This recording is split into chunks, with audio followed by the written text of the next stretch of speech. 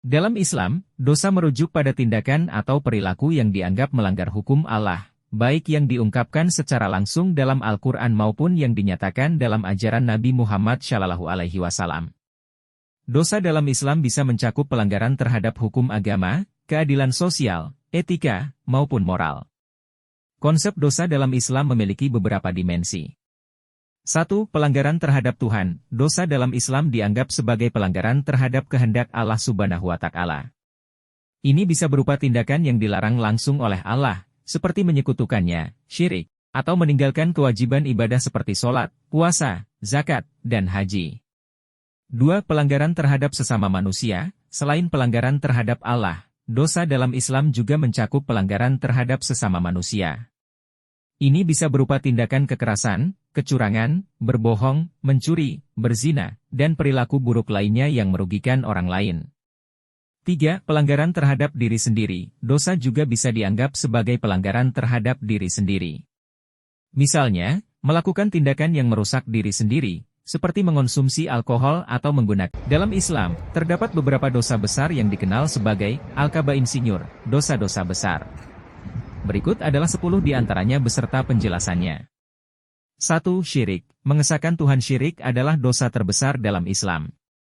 Ini mencakup menyekutukan Allah dengan sesuatu atau seseorang dalam ibadah atau keyakinan. Contohnya adalah menyembah berhala, berpaling dari ajaran tauhid, atau meminta pertolongan kepada selain Allah. 2. Membunuh. Membunuh manusia tanpa alasan yang dibenarkan dalam syariat Islam merupakan dosa besar. Hanya dalam kondisi tertentu seperti dalam peperangan yang diatur dalam hukum Islam, atau sebagai hukuman yang diberikan oleh negara Islam yang berdaulat, tindakan membunuh bisa dibenarkan. 3. Zina. Perbuatan mesum. Zina adalah perbuatan seksual di luar nikah yang diharamkan dalam Islam. Ini mencakup hubungan seksual antara seorang pria dan wanita yang bukan mahramnya. Zina bisa berupa zina fisik, hubungan seksual, atau zina mata, melihat dengan nafsu yang menggoda. 4. Menggunakan riba, bunga, dalam transaksi. Riba adalah praktik memperoleh keuntungan tambahan atau bunga dari pinjaman uang atau barang yang diserahkan dengan syarat pembayaran lebih banyak di masa depan. Riba dianggap sebagai dosa besar dalam Islam karena melanggar prinsip keadilan dalam transaksi ekonomi. 5. Menuduh orang lain melakukan zina. Kadzaf. Menuduh seseorang melakukan zina tanpa bukti yang cukup atau palsu merupakan dosa besar yang disebut kadzaf. Islam menempatkan hukuman yang berat bagi pelaku kadzaf, dan menekankan pentingnya keadilan dan bukti yang kuat dalam menanggapi tuduhan seperti itu. 6.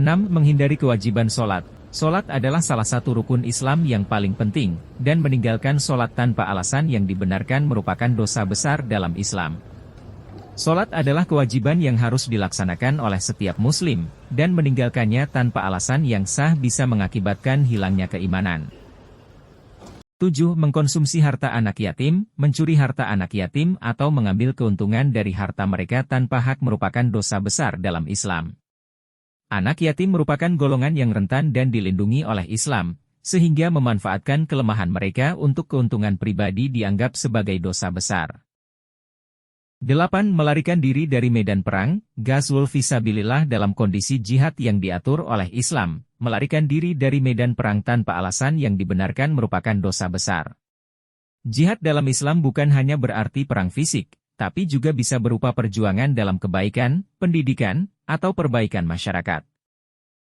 9. Mendengar musik yang haram. Mendengarkan musik yang mengandung lirik atau nada yang bertentangan dengan ajaran Islam, seperti yang mempromosikan kemaksiatan atau kekufuran, merupakan dosa besar dalam Islam. 10. Tidak berbakti kepada orang tua. Tidak memuliakan dan tidak berbakti kepada orang tua merupakan dosa besar dalam Islam. Islam sangat menekankan pentingnya berbakti kepada orang tua dan memperlakukan mereka dengan kasih sayang serta penghormatan yang layak.